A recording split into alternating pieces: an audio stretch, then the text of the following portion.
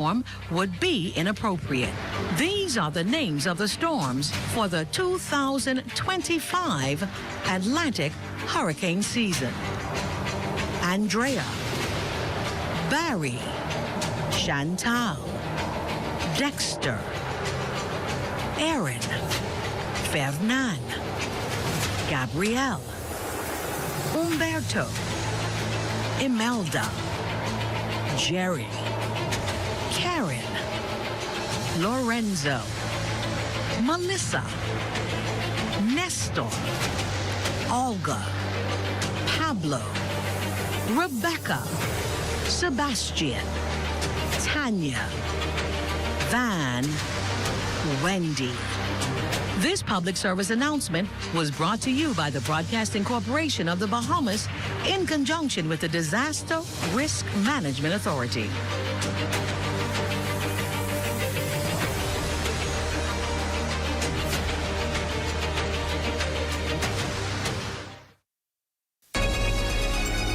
Your number one team in the north. Only the sun covers the Bahamas better. And that concludes the Bahamas Tonight and Northern Edition. I'm Rico Knowles. And I'm Jay Philippe. Thanks so much for watching. Here's a live look at the Bahamas Tonight. Coming your way next.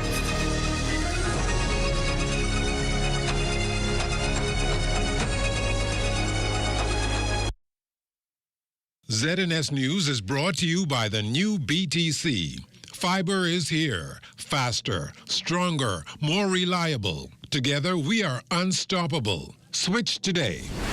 First at 11.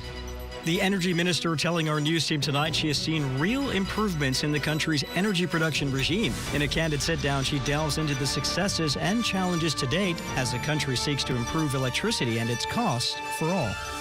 Also, Comfort Suites on Paradise Island having a close call with what could have been a significant fire. Find out how firefighters were able to respond swiftly to contain and extinguish the blaze. And as the government receives more requests for uniform assistance and extended the program, it has also expanded its breakfast program for students in a bid to help more families struggling.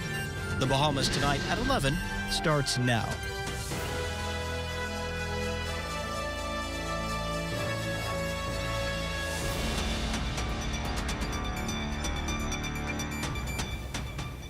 Good evening, everyone, and welcome to the broadcast. You may be among the residents here in the capital who experienced a power outage earlier this evening.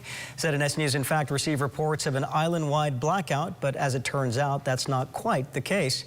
Bahamas Power and Light CEO Tony Seymour, who appeared in tonight's The Rundown with Clint Watson, clarified what happened. We have some feeders out, the National Stadium, some areas in Fort Charlotte, that they're sending the emergency crew to check. So as you may know, we were plagued with a number of lightning storms over the island today. So there are pocket outages in certain areas that are being addressed by our standby teams and our emergency crews. So once we get in the fault reports, we send them out, they do investigations, they do repairs. We had some lines come down in some areas as well.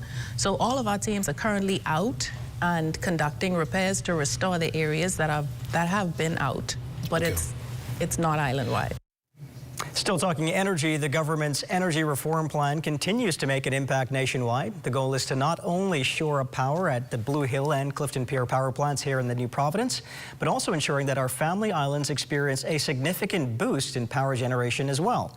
Energy and Transport Minister, the Honorable Jobeth Colby-Davis, who also appeared on tonight's edition of The Rundown with Clint Watson, touted the urgent need for energy reform that appears to be working well so far.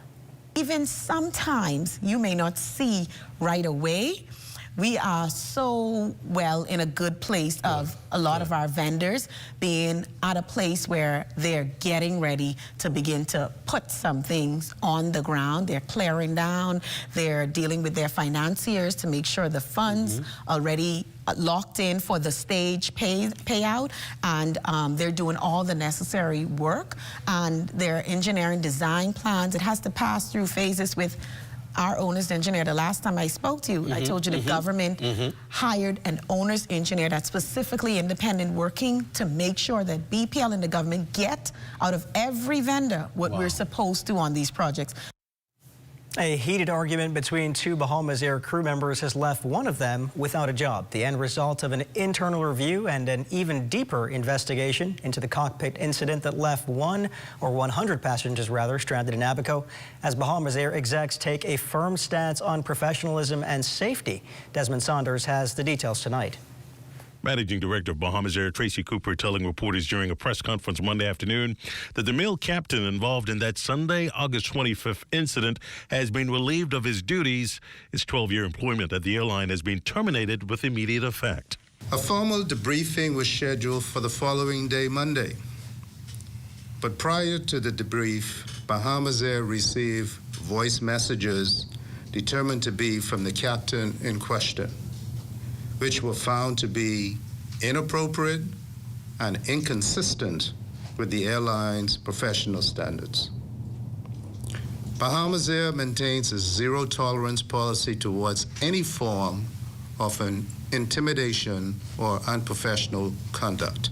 Disciplinary action also taken against the captain for those disturbing voice messages. Days after came the now public standoff between the captain and his female co-pilot during what was expected to be a routine flight from Marsh Harbor, Abaco in West Palm Beach, Florida. The captain in question was actually brought in because we had some concerns as to his level of management of the airplane. He was at that time advised and told what needed to be done, he needed to do to change his ways. And rather than take our advisement to him, he responded in the way that he did.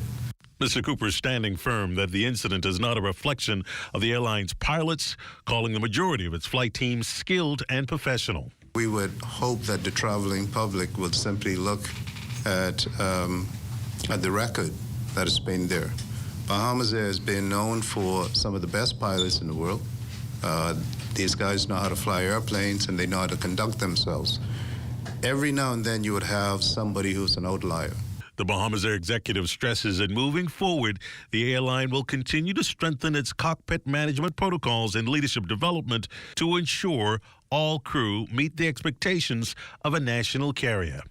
Desmond Saunders of Bahamas Tonight. Thanks, Desmond. A high-speed chase on the seas leads to the arrest of several Bahamian men who are now facing serious charges in the United States in relation to a months-long investigation into the shipment of drugs and smuggling of migrants. Felicity Darville tells us more. 8 Bahamian men, 5 who were on boats and 3 who were said to be involved in conducting counter-surveillance on land, are in the custody of United States authorities. It is expected that these men will be facing charges related to the transshipment of dangerous drugs as well as human trafficking, the result of a surveillance exercise that began in February of 2024. According to the St. Lucie County Sheriff's Office in Florida, the investigation began on August 29th when authorities received intelligence that an Airbnb had been rented in Fort Pierce by a group of men who were planning to travel to the Bahamas to smuggle drugs and humans into the United States.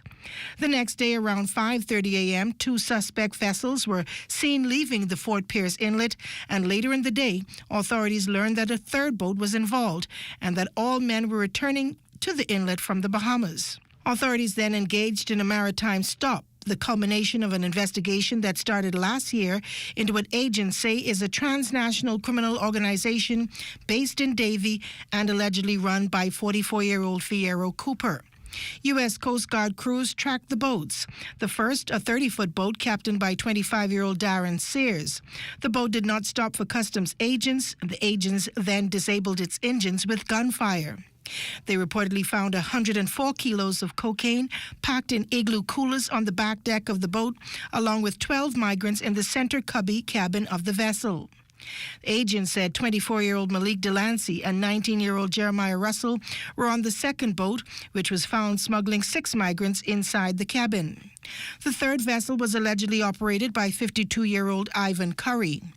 On board, agents found 7 suitcases under seat cushions in the back of the boat containing 64 kilos of cocaine. Agents said they also found 12 migrants on that boat. The 3 vessels were carrying a combined total of 31 Chinese migrants, including 2 minors, and 168 kilograms of cocaine. Attorneys for the men are investigating the complaint and are preparing to fight the charges in court. For the Bahamas Tonight, I'm Felicity Darville. Thanks, Felicity. We've got more to tell you about the U.S. Embassy here in Nassau being designated as the processing center for Haitians applying for U.S. visas. The department updating its visa application requirements to ensure maximum screening and vetting. Altavis Munnings has been following the story and joins us in studio with the details. Good evening to you. In an effort to protect the United States and its citizens by upholding the highest standards of national security and public safety through the visa process, the United States State Department announced Monday an update on its U.S. visa application requirements, ultimately aimed at protecting the country from foreign terrorists and other national security and public safety threats. Effective immediately, the department will require all non-immigrant visa applicants to apply in their country of residence or nationality, or at the U.S. Embassy or consulate that has been designated to cover their country of residence or nationality, subject to limited exceptions. And then, starting November 1st, 2025, all immigrant visa applicants will be required to apply in their country of residence or nationality, or at the U.S. Embassy or consulate that has been designated to cover their country or nationality, also subject to limited exceptions. Now, the American government release also confirming that the U.S. Embassy in Port-au-Prince, Haiti is on ordered departure status, and U.S. Embassy Nassau is the designated processing post for visa applicants who are residents of Haiti. And in line with the presidential proclamation on restricting the entry of foreign nationals to further protect, the Department of State has fully suspended visa issuance to all Haitian nationals. But there are some exceptions. Certain diplomatic and official visas, certain immediate relative immigrant visas like spouses, children, and parents of U.S. citizens, adoptions by U.S. citizens, immigrant visas for ethnic and religious minorities facing prosecution in Iran, dual nationals applying with a passport nationality not subject to a suspension, special immigrant visas for U.S. government employees, Afghan SIVS, participants in certain major sporting events, lawful permanent residents, and certain individuals whose travel to the United States would serve as a national interest for the U.S. This is a developing story we are continuing to follow. Reporting for the Bahamas Tonight, I'm Altavis Munnings. Back to you. Thanks for the reporting, Altavis. Prime Minister, the Honourable Philip Davis, has joined his CARICOM colleagues to participate in the second Africa CARICOM Summit and the Africa Climate Summit 2 in Addis Ababa, Ethiopia this week. Under the theme Transcontinental Partnership in Pursuit of Reparatory Justice for Africans and People of African Descent Through Reparations, the Africa CARICOM Conference reflects the shared commitment of both regions to deepen cooperation under the African Union CARICOM Memorandum of Understanding. The Prime Minister Davis will also represent the Bahamas at the opening ceremony of Africa Climate Summit 2. The 2025 edition is organized under the theme Accelerating Global Climate Solutions and Financing for Africa's Resilient and Green Development. The Prime Minister is scheduled to return home this Wednesday, September 10th. Still to come, global digital currency to be highlighted this week. You're watching the Bahamas Tonight at 11. More news in just a moment.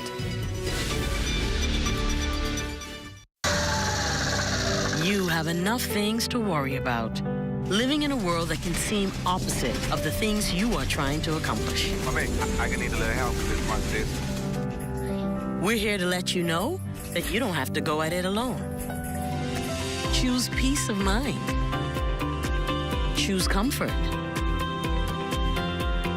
Choose CB. Commonwealth Bank, leader in personal banking services. It's me, Wednesday Addams. Your life just took a dark turn. I regret to inform you that I have devised the meal of misfortune with Wendy's. It's pure torture for your taste buds, with 4 nightmarish dips of dread.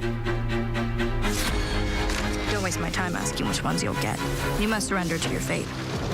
Enjoy the anguish.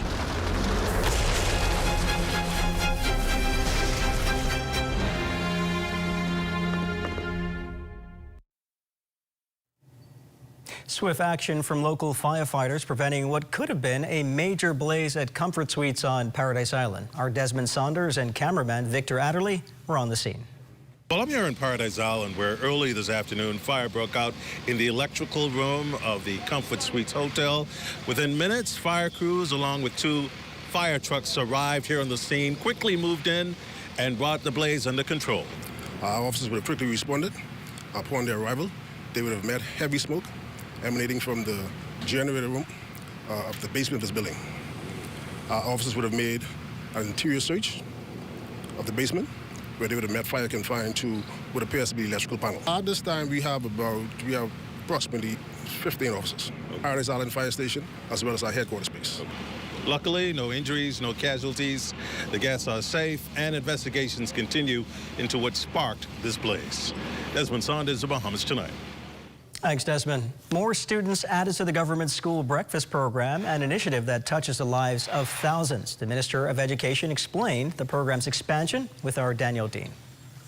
From 96 schools last year to 115 this year. Starting this week, students will be fed a hot breakfast before starting their day in the classroom. This brings the total number of students to 20,000. This is a program that has grown exponentially.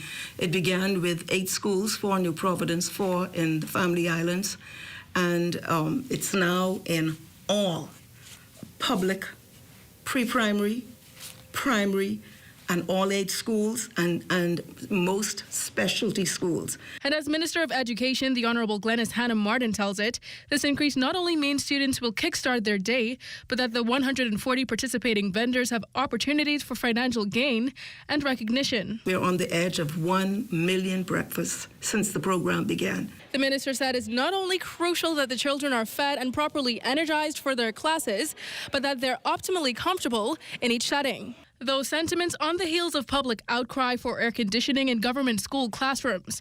According to the minister, getting the units into each of the thousands of classrooms in all 160 public schools is a massive undertaking, but one the ministry deems a reasonable request given climate change. We cannot expect instruction to be carried out effectively and with any degree of comfort by teachers or students in very hot classrooms. The Ministries of Education, Finance and Works have partnered, the minister reassured, to get classes air-conditioned. On Thursday, the minister and the Prime Minister will serve breakfast to students of various schools in the capital. Reporting for the Bahamas Tonight, I'm Danielle Dean. Thanks so much, Danielle. The Education Minister also addressed claims of Family Island schools being neglected. Parents of students at the Ellen Coakley High School bringing that to fore recently. According to the minister, lightning struck a lamp pole near the Exuma School where the water pumps are powered by electricity. The incident led to problems that she says have now been fixed. And as a result, water became an issue at that school, and they were required to leave early on that day, which is the policy when water does not exist. I'm advised that apart from that, there has been no issue with the water at that school. There was a claim about toilets not being able to flush. That was related to the water issue, which I'm advised has been resolved once electricity was restored to the water pump. The minister adding that, contrary to the idea that there's a large number of schools without leadership, only 7 of the 160 public schools are awaiting the appointment of principals. That's 2 schools on Andros, 1 on Long Island, and another on Exuma, and 3 more on Eleuthera. She says that of that number, 4 have already been identified and will be deployed while the ministry awaits the appointment of 3 others. So what we did this time to redress what we saw coming was to hold a job fair. And I don't think that has ever happened, and I don't think we would have even thought we'd have to do that or would do that. But we did it, and it proved very successful. We were able to identify scores of teachers to process through the system. And as we speak, those teachers are being processed, but they're not BEMU-related issues. These are officers who meet the criteria and who are being interviewed for decisions to be made. And so, but the leaders of these schools are their members, but we're waiting for the final determinations so we can put them in place. In 2020, the Bahamas made history by launching the sand dollar, the world's first central bank digital currency. Now, 5 years later, the conversation is expanding. The central bank will be hosting a digital currency conference at the Atlantis Paradise Island Resort starting tomorrow. Central Bank Currency Department Manager Jermaine Campbell says the three-day conference will tackle issues like regulation and supervision of digital currencies, the role of artificial intelligence in payments, and how different systems can connect and work together. Those are genuine concerns, and anyone entering the digital space and AI should be aware of those possibilities. But paying attention to very specific and trusted platforms is where the trust will develop. You know, the digital currency today is backed by the Central Bank of the Bahamas, and so there's very clear security in that area. Al-Majal Knowles has a look at what's coming up in sports tonight. Al-Majal? From this weekend, Flag Football National Championships. Details of this story and more coming up in sports.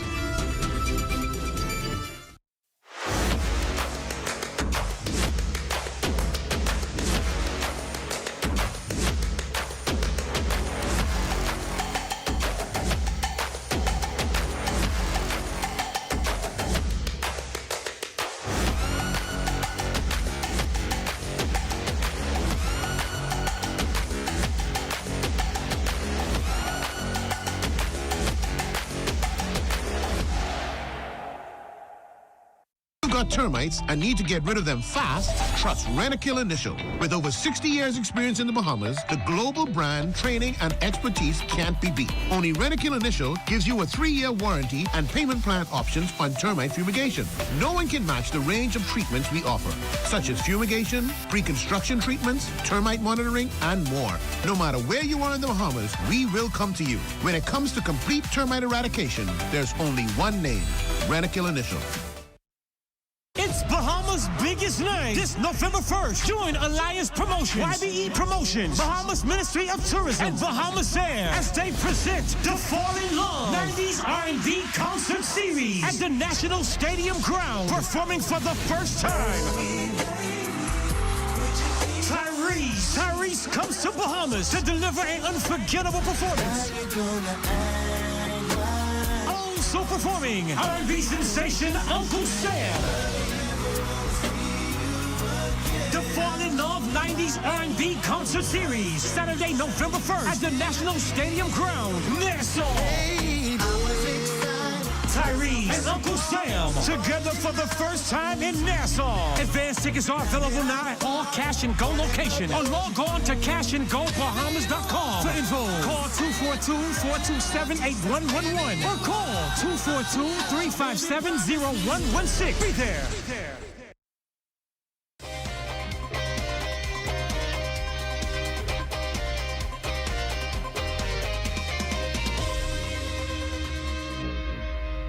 Welcome to your Monday Sports Check, everyone. I'm Al-Majal Knowles, topping sports. 4 teams, 2 games on Saturday at the field over the old Thomas A. Robinson Stadium as the Bahamas Flag Football League hosting their national championships as Freeport would clash with Nassau. On the ladies' side, the overtime Lady Elites out of Grand Bahama would face the Global Sun Wildcats out of Nassau, and this one wouldn't be close. From the first kickoff, the Wildcats would dominate on both sides of the ball, shutting out the Lady Elites 21-0. You know, hats off to the ladies. They really work hard. You know what I mean? They came out here and we executed like we supposed to. 1 or 2 missed plays, but I mean, through it all, we know once we put the ball on the ground, we could run the ball like how we wanted to because they was only rushing 2. So after film, we saw, you know, put 1 or 2 in there. If they start rushing 2, then we put the ball on the ground. I mean, I felt as though I played good. It was an easy game. I stayed calm like my coach said, and I followed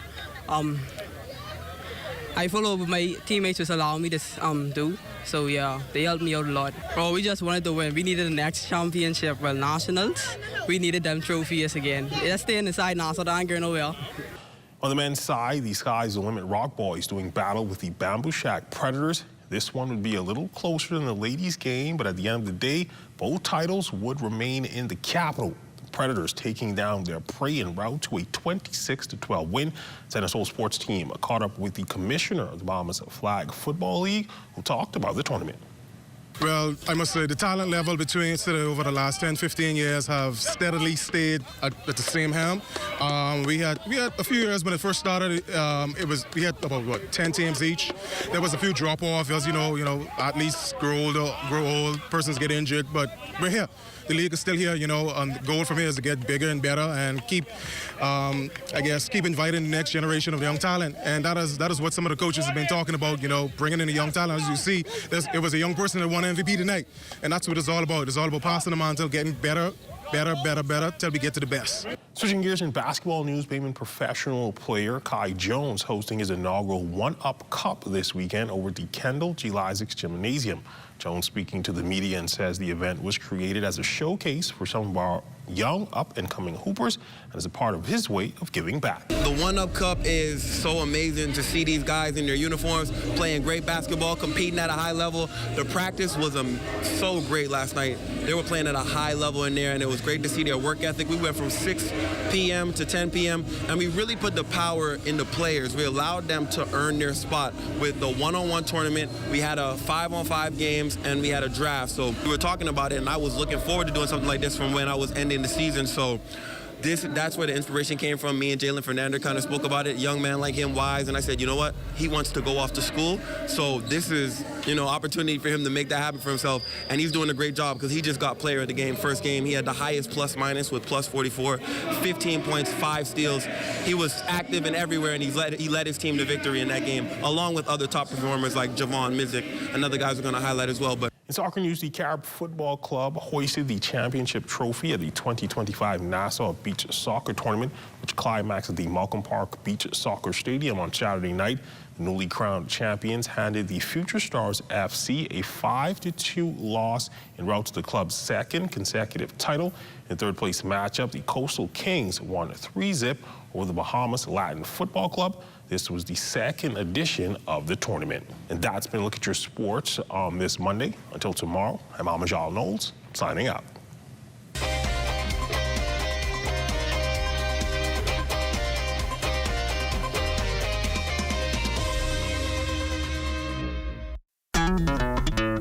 Throughout our lifetime, we must all make decisions. No matter how we choose, the right one just needs to be made. Like having J.S. Johnson Insurance Agents and Brokers as your insurance partner. We've been serving the Bahamas for over 100 years. Whether you need home, motor, marine, or commercial insurance, make the right decision. Call 397-2100 or visit jsjohnson.com. JS Johnson Insurance. Peace of mind. Honey barbecue, sweet and spicy, all new. Signature hot wings. What's your flavor? Roasted garlic parmesan, tastes so good, chicken. Those pepper wings. Now available at Popeyes in Nassau.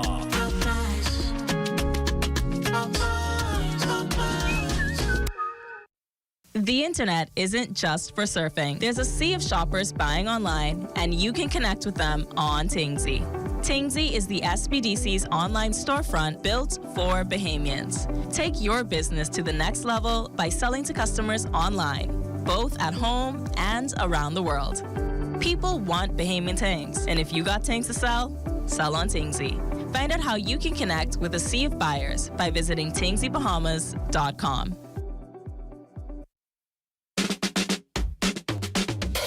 Coming this fall, Royston Jones and Melina Leonard on the Bahamas Tonight Access Now.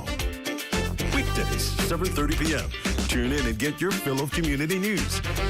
Family Island news, entertainment, and, well, sometimes slithering animals. That's the Bahamas Tonight Access Now. Weekdays, 7:30 p.m. Only the sun covers the Bahamas better.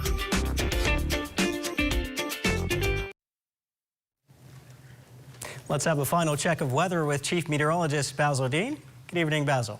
Good evening now, Royston. In the tropics has gone quiet, and that's because we have some dry air intrusion over the tropical belt, and that's keeping a lid on development in the short term. But by the end of the week, we anticipate a tropical wave could come off the African coast, so we'll have to keep our eyes on that very closely. And then there's a second area. This has been a persistent frontal boundary across the Florida Peninsula, been there now well over a week, and our computer models are all suggesting that an area of low pressure could form along that frontal boundary and push towards the north and east. So that will take it away from the Bahamas, but a troughing out of that will continue to reside over the northwest Bahamas, firing up pockets of showers and thunderstorms, particularly in the afternoon hours. And as we go to our satellite picture, you can see quite a bit of moisture across Florida, stretching all the way into the northwest Bahamas.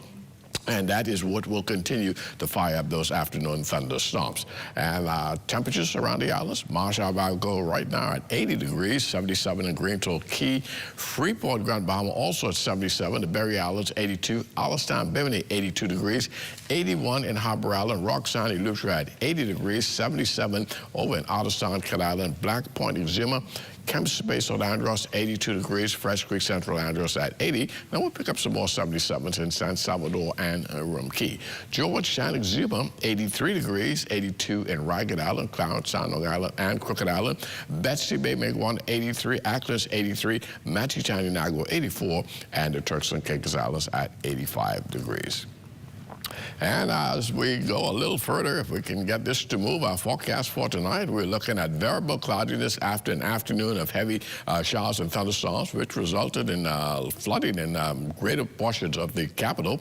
It's going to be a low temperature of 78 degrees, and then tomorrow, this is how things will unfold. There'll be periods of clouds and sunshine tomorrow, and in the afternoon, you could once again get 1 or 2 showers and isolated thunderstorms popping up. But a high temperature reaching 91 degrees, and your extended weather forecast looking like this. A great amount of sunshine on Tuesday, but come Wednesday, we'll have those showers once again return, particularly in the afternoon, and that will carry us right into the weekend when we will see an increase in shower activity.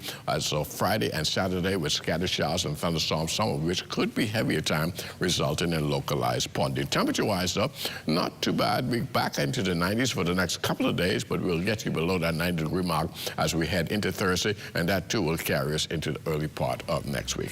Royston. Thanks so much, Basil. Well, that's going to do it for the Bahamas tonight at 11. Thank you for continuing to make ZNS your first choice for news and information. Only the sun covers the Bahamas better than ZNS. Thank you for watching, and good night.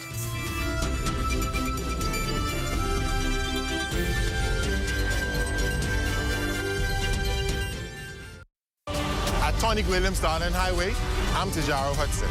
This is ZNS.